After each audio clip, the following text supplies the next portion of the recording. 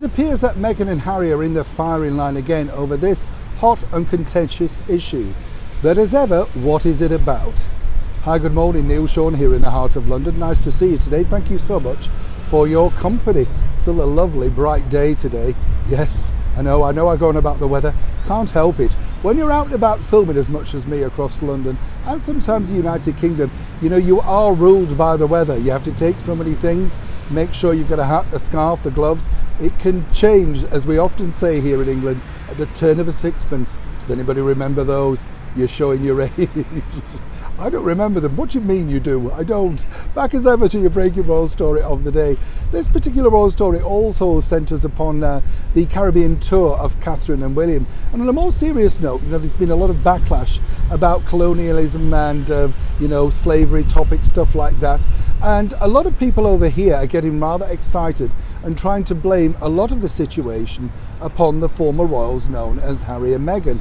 And let me explain the reasons behind this. Now, it's very difficult, isn't it? Because when a lot of countries now at this particular era in their history, if you like, want to separate themselves, they start to look back in their history. And of course, it's very difficult because when you think about it, a lot of these countries were built in very inexplicable ways for many different reasons. But of course, a lot of them remained under the British Empire for many years. But now, of course, with the recent backlash against Catherine and William about race and slavery and all those sort of stuff, a lot of finger pointing has gone towards Harry and Meghan, and in particular that now infamous interview with Oprah Winfrey. This was the one, of course, where they discussed in great detail about the racist comments made by a senior member of the British monarchy and, of course, the colour of their baby's skin, who wasn't born at that point. And now a lot of people are saying, obviously, this intensified the problem. And if you recall, directly after that particular interview, William and Catherine were visiting a school, a project.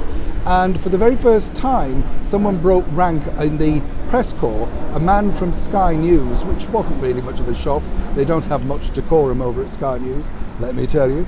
And he dared to ask His Royal Highness Prince William if indeed the British monarchy, the British royal family, were a racist family. Now, normally in a situation like that, you would have seen someone like Prince Charles, Camilla, Princess Anne simply just sweep past it and ignore it, which is normally the best way.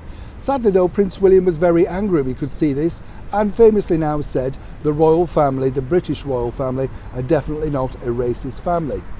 It's very difficult, as a lot of people are now, commentators over here, are trying to push the narrative that Harry and Meghan could, of course, kick-started some of this ill feeling. And the fact that, of course, Prince Harry really didn't want to state who he had that conversation with about the colour of his unborn son's skin. Again, when you look back at it, as we often do here on the show, it doesn't make sense as to why he'd make such a comment without much backup. And as he openly said, he would never discuss it or reveal who that conversation took place with. The downside to that, of course, is now people are speculating and saying, well, if he'd never said that, these particular problems emerging in the Caribbean wouldn't be so. It's a difficult thing to put a line down in the middle. He was stupid for saying it, but likewise, in the climate that we're all living in today, so many people really do want their voice heard, and rightly so in many respects, so you can't necessarily say it's all down to that one particular interview. But truly, it certainly didn't help. Neil Sean in the very heart of London.